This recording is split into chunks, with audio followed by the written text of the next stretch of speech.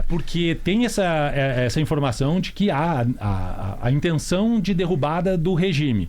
Mas isso até o Rodrigo disse, assim, que não ficou muito claro se é realmente essa a intenção. A primeira intenção seria de encerrar com as bases nucleares lá do Irã. O Rodrigo Lopes está na linha conosco de novo.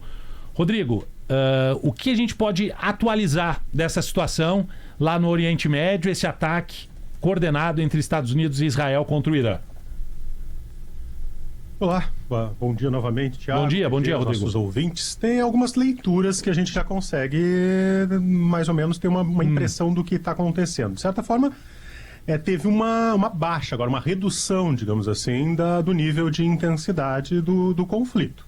A gente já não tem assim continuidades de bombardeios a alvos no Irã, e as respostas do Irã às bases americanas, elas também são limitadas. Agora há pouco aconteceu até uma explosão relativamente forte em Abu Dhabi. Abu Dhabi onde fica Abu Dhabi fica nos Emirados Árabes Unidos, né, onde tem uma base americana, e ali se tem um registro de uma morte. Não se sabe a cidadania da pessoa, não se sabe se era um militar americano ou não. Foi um míssil lançado por parte do Irã contra a base americana. A base conseguiu que a defesa antiaérea funcionasse, mas estilhaços do míssil iraniano acabaram atingindo uma pessoa que veio a falecer. Mas o que tem nesse momento é uma diminuição, digamos assim, da intensidade dos ataques. Outro ponto que eu destaco de evolução das últimas horas é que não está certo que haverá um pronunciamento de Donald Trump. A gente tinha essa expectativa no início da manhã. Eu comentei aqui vários momentos de que seria um bom termômetro de para onde vai, se é uma derrubada do regime ou não. Mas a gente avaliando agora aqui o que a Casa Branca está noticiando, o que as grandes emissoras de TV americanas, ninguém mais está falando de um pronunciamento do Trump. Era o esperado, mas ele deixou um vídeo de 8 minutos gravado para que fosse divulgado no momento da ofensiva. Foi divulgado, deixava algumas pontas em aberto, não se sabia ali, por exemplo, se seria de fato uma mudança de regime ou se seria um ataque relativamente curto, sem uma guerra. Ele chega a falar numa guerra de longa escala, né, uma grande guerra, mas deixou várias dúvidas. Não veio esse pronunciamento seguinte, não há horário para divulgação de qualquer tipo de pronunciamento, então tenho dúvidas de que vai ocorrer. Me parece também uma coisa, só porque eu queria, 2 pontos que eu queria comentar em cima do que foi apresentado aí. Primeiro, que com relação ao ataque na escola no sul do Irã, né, que teve, em tese, aí 27 mortos pelo menos, a gente já tem 40 no total no ataque americano e israelense ao Irã. Não se tem informações de onde teria partido este ataque que atingiu, ou supostamente atingiu, a escola no sul do Irã. Não dá para dizer nesse momento que foi, de fato, um dos mísseis americanos ou dos Estados Unidos, ou de Israel, perdão, ou se foi um ataque do próprio Irã.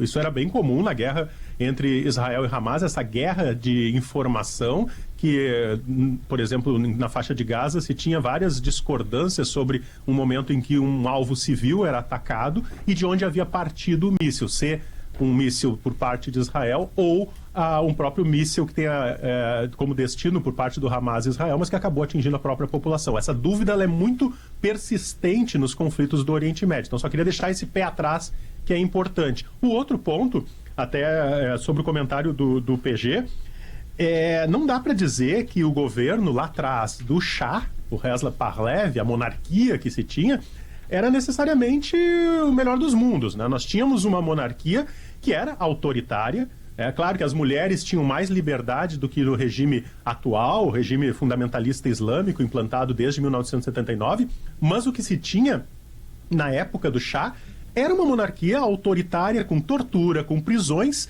e extremamente corrupta. Só que era uma ditadura aliada dos Estados Unidos, mais ou menos como a Venezuela é hoje. Hoje nós temos lá um regime na Venezuela que o establishment militar e político continua no poder, Nicolás Maduro saiu, mas é uma ditadura tutelada, o que se tinha lá na época do Shah.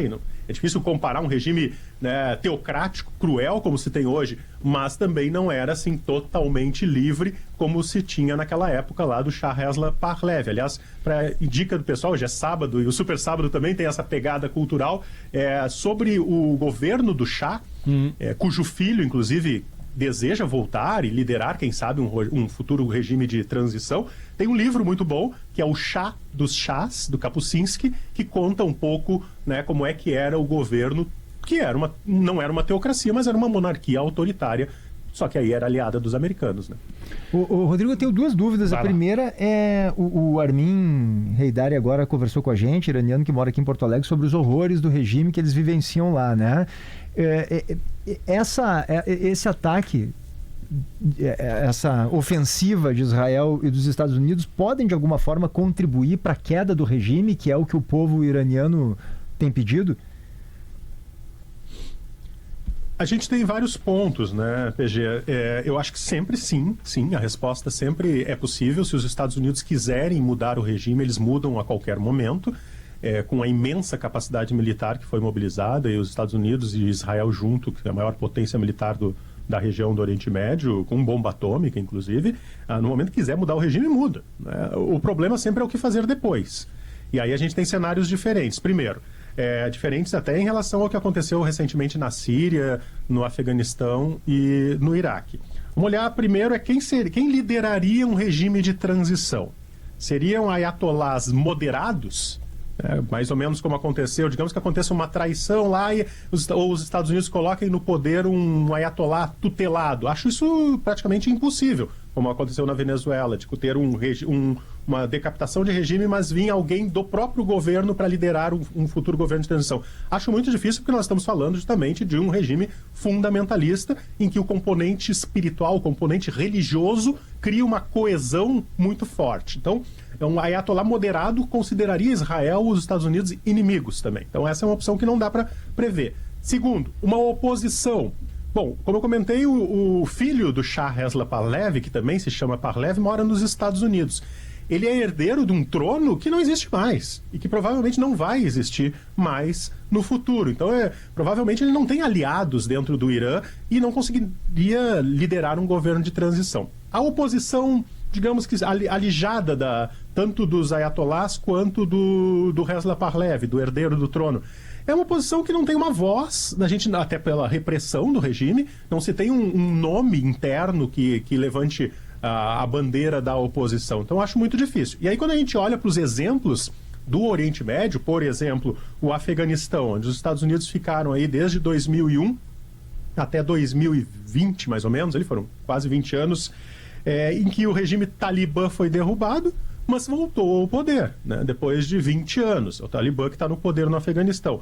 O Iraque, onde Saddam Hussein, o ditador, foi derrubado, viveu uma guerra civil, e justamente porque todo o estabelecimento militar foi derrubado e não tinha quem colocar no poder, não tinha uma oposição, era uma oposição extremamente fragmentada, então no Iraque se viu a ascensão, inclusive, de grupos terroristas, entre eles o Estado Islâmico. Na Síria, a gente observou aí a queda do ditador Bashar al-Assad, e quem ascendeu o povo foi ao poder, foi um ex-grupo terrorista, imagina, né? Um grupo ligado ao Estado Islâmico.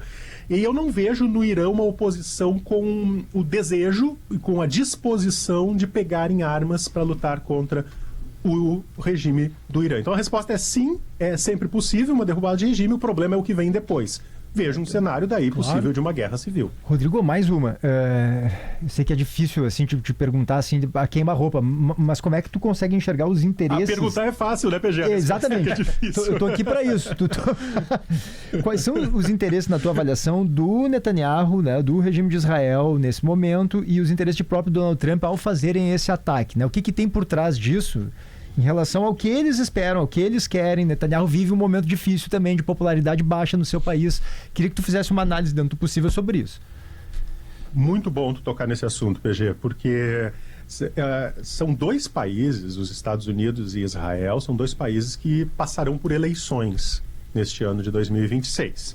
A primeira delas, em 27 de outubro, Israel vai ter eleições para a Knesset, que é o parlamento israelense. Então vai ter a renovação dos 120 deputados do parlamento. O líder do parlamento, partido que receber maior número de votos, indica o primeiro-ministro, e Benjamin Netanyahu vai ser candidato a primeiro-ministro novamente. Então há interesses políticos. Bom, já que a gente está falando de Israel, vamos focar nas dificuldades que Netanyahu vem passando. Ele é muito questionado ainda em função das falhas de segurança que ocorreram em 7 de outubro de 2023, que facilitaram com que o Hamas, pela primeira vez, ingressasse no território israelense e cometessem aquele massacre que a gente viu nos kibbutzim e nas cidades fronteiriças à faixa de Gaza. Então, muita gente se pergunta hoje ainda, questiona o fato de como Israel, a maior potência do Oriente Médio, com o melhor serviço de inteligência do mundo, que é o Mossad, pôde facilitar ou, de alguma forma, acontecer essa tragédia que foi o 7 de outubro. O que aconteceu depois foi consequência disso. Um ataque terrível também por parte de Israel a Gaza, com alvos que eram do Hamas, mas que também, muitas vezes, barbaramente resultaram na destruição e morte de populações civis. Bom, mas Netanyahu é questionado, inclusive, pela questão dos reféns. Os últimos reféns só foram libertados aí no final do ano passado. Sim. Isso coloca o regime também, o governo de Israel também muito pressionado, muito criticado. Muita gente diz lá internamente em Israel que o Netanyahu acabou desvirtuando o objetivo que era salvar os reféns ou trazer os reféns para casa. Muitos deles voltaram dentro de caixões. E desvirtuou porque, na verdade, acabou focando na destruição do Hamas e na destruição do território de Gaza, que hoje está realmente um caos. Então, sim, o governo de Netanyahu é muito questionado. Tem a linha dura que acha que sim, tem que endurecer contra o Irã. Afinal de contas, o Irã é a cabeça dos grupos terroristas, Hezbollah, Hamas, Jihad Islâmica e Houthis do Iêmen. Então, está bem dividido, mas o Netanyahu tem interesse, sim, de se mostrar como um líder forte, e isso não pode ser tirado do cenário do conflito que ora se apresenta. Com relação ao Trump, nos Estados Unidos a gente sabe que também tem eleições de meio de mandato. Aí as eleições são em novembro, onde serão renovadas parte do Congresso, será renovado Câmara e Senado, onde o Partido Republicano, o partido do Trump, pode perder, inclusive, a maioria que tem hoje, tanto na Câmara quanto no Senado, e a gente sabe, é quase clássica a história de que um presidente americano pressionado internamente, muitas vezes acaba fazendo uma guerra para desvirtuar o foco da atenção doméstica. A gente sabe que o Trump também, tema que a gente falou ontem aí no Gaúcha Mais, inclusive, tem sido muito pressionado no caso Epstein, aquele criminoso sexual que tinha elos com grandes personalidades do poder americano, não só americano, mundial também, mas americano no caso aqui, e que Trump era muito próximo dele. E cada vez mais são revelados documentos do caso Epstein em que envolvem muitas vezes o passado de Donald Trump. Um homem, no caso do Epstein, um bilionário que estuprava jovens, meninas de 12, 15, 16 anos, e toda essa podridão está vindo à tona agora e pressiona também domesticamente o governo Trump. Não dá para dizer que estão completamente ligadas, mas a gente precisa ter atenção sempre ao ambiente doméstico nesses dois países que ora atacam o Irã. Muito obrigado, Rodrigo Lopes, fazendo essa análise, né? Já tinha entrado no Gaúcha hoje, entrou conosco na abertura do Super Sábado e agora atualizando essa situação. Muito obrigado, Rodrigo. Bom sábado a ti. Grande abraço, estamos conectados aqui a qualquer momento. E se houver o pronunciamento do Trump, a gente vai ficar atento aqui traduzindo e também mostrando o que está nas entrelinhas. Obrigado.